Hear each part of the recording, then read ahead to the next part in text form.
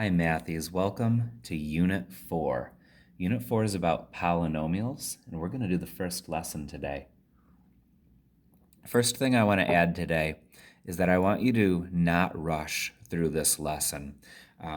We're going to really lay the groundwork for a lot of things in this lesson that, if you're good at them and really understand them, are going to allow you to work very quickly for the rest of the unit. But if you don't, it would really slow you down. So the fastest way to get through this unit and really understand it is to take your time on Unit 4. So let's get started. I actually want you to be on page 78 of your journal.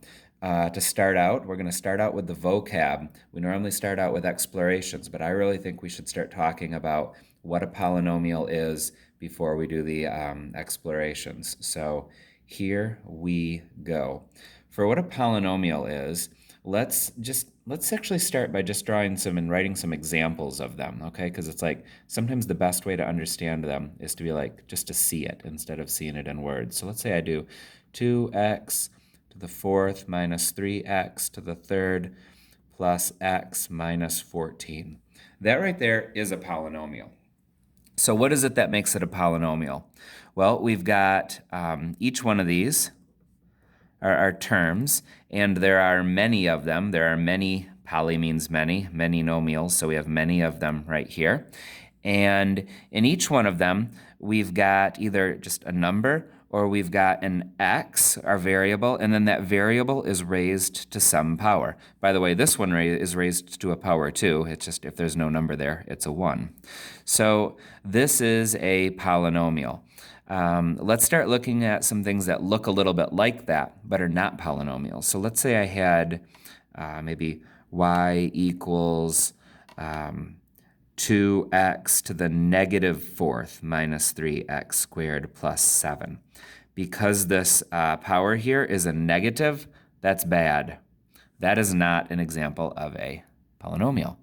Or what if I had, for example, y equals 2x squared minus 3 divided by x. Do you see how that x is on the bottom of a fraction? This right here makes it not a polynomial. Let's see, what if we had y equals 2x to the 2/3 power? That right there, because it's a fraction, makes it not a polynomial. So here's some examples of things that look kind of like this, but are not polynomials. This one is a very typical looking polynomial. We've been working with those a lot already. The last 2 units we've been working with quadratics. Y equals 2x squared minus 3x plus 4. That's a quadratic. A quadratic is a type of a polynomial. And then one that you used a ton in Algebra 1 2 years ago, 3x plus 4. This is a linear function. It is also a type of a polynomial because it fits that same structure. It just so happens that the degree is 1. So now let's start going over some of the ways we can describe these things. What is the degree of a polynomial? The degree of a polynomial is if you look at all the different terms in a polynomial and look at all of the x's, whichever one has the biggest power, that is the degree of the polynomial. So in this one, this is a degree 4 polynomial. This is a degree 2 polynomial. This is a degree 1 polynomial. So that is the degree. One thing that we want to know when looking at the degree is whether that number is an even or an odd, okay? So when you know the degree of a polynomial, this is a degree 4 polynomial, what that tells you is that the graph can go in 4 directions. So if it's a degree 4 polynomial, it could go in 4 directions. 1, 2, 3, 4. So you see how that goes in 1, 2, 3, 4 directions? The degree is really important. This is a more valuable number than these numbers because this is the one that tells you how many directions this thing could potentially go in. So a quadratic can go in 2 directions, down and up. We've seen lots of those. So quadratic, degree 2, it goes in 1, 2 directions. So the degree is very important because once you know whether it's even or odd, you kind of know how many directions it's going. Now, if it's an odd polynomial, let's say it's a degree 3, like y equals 2x to the third plus 4. You can't see that very well. Y equals 2x to the third plus 4. And suppose I were to graph that. This is going to go in 3 directions. So 1, 2, 3. Leading coefficient. Leading coefficient is the number in front of the biggest one. So this is the winner. This has a bigger degree than the others. This is the most important term. This is the most important term. So we not only know that this goes in 4 directions, but because 2 is a positive number, we know it's going up. So when we look at the one that I made over here, you notice that it not only goes in 1, 2, 3, 4 directions, but at the ends, they're both going up. Why did I know that was going to happen? Because the number in front of it, the leading coefficient, is a positive number. So the degree, why don't we draw an arrow going to this? That's the degree. The leading coefficient is that number in front of that biggest term. So the leading coefficient here is 2, but the key is that it's a positive number. If it was a negative 2, then it would have gone like this. It would have ended down. All right. If it's an odd one, so let's say if we have an odd with a negative, so like let's say for example that this was like y equals negative 2x to the third plus 4. We know it goes in 3 directions, 1, 2, 3, but because the leading coefficient is negative, we know that at the very end, it's going down.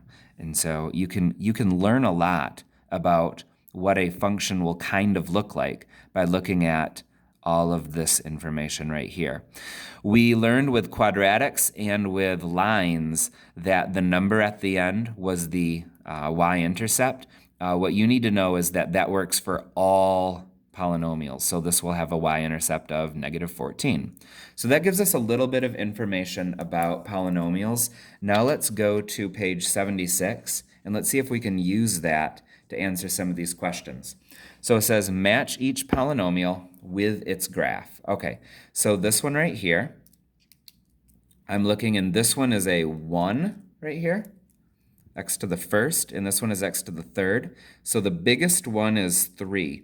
So that means that I'm looking for a graph that goes in 3 directions. So 1, 2, 3, 1, 2, 3, 1, 2, 3. It's going to be one of these. This tells me that.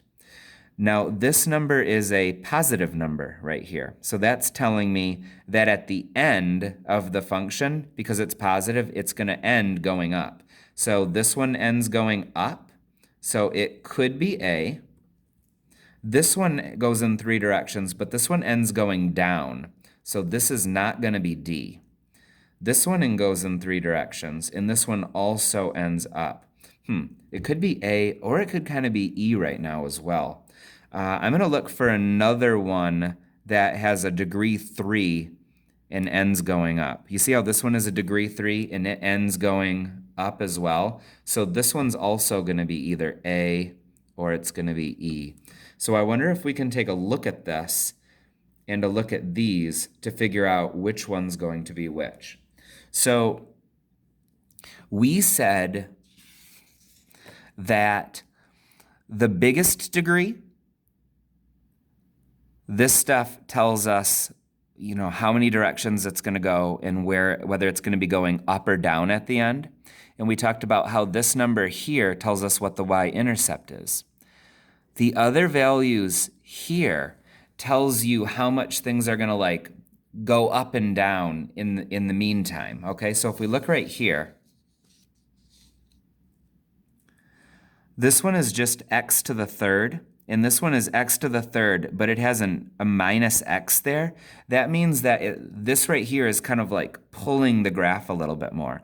So if you look at A, do you see how, like in E, it's not been pulled at all? It's just kind of like flat in here. But in A, it got like pulled up, and then it got pulled down a little bit. I know that this is the type of thing that does that, has that like pulling effect. So by adding that in, this information, I know that this one here is going to be A, not E. This one here doesn't have any like x's or x squareds being added or subtracted. So there's no like pulling or pushing going on of this graph, and it just stays kind of like flat here. So I know that this one's going to be E. All right, let's look at B. This one goes in 3 directions. 1, 2, 3. At the far end on the right, it's going down. And because it had an X added to it, you see how it's been kind of like pushed and pulled here. It doesn't just go flat. It kind of does this little thing. So this is definitely D. Okay, let's go to C. This is going in 4 directions, and it ends going down. So 1, 2, 3, 4 directions, but this one ends going up. This one is going 1, and then it's super flat, and then it goes up. But we know it doesn't go up. Ours goes down. So this one ends going down. So I'm thinking C is definitely B. Also, we know that it has a y-intercept of 1, so it's kind of a dead giveaway that this one's going to be B. All right, let's go to D here. And this one is going up, and it's totally like flat because there's nothing over here happening to it. This one goes up. It goes in 4 directions, but it has some like wiggling going on. So if we look at our choices for that, which ones go up? This one ends up, this one ends up, and they both, so it's 1, 2, 3, 4, 1 flat, and then it goes up. So this one here, this thing right here must have done that like pulling to like pull it down a little bit. So F is C, and this one here, D, is F. All right, that I think is a good start. I'm going to take a break now, and then you're going to pull up the next video, and we're going to start working out some practice problems. Thank you.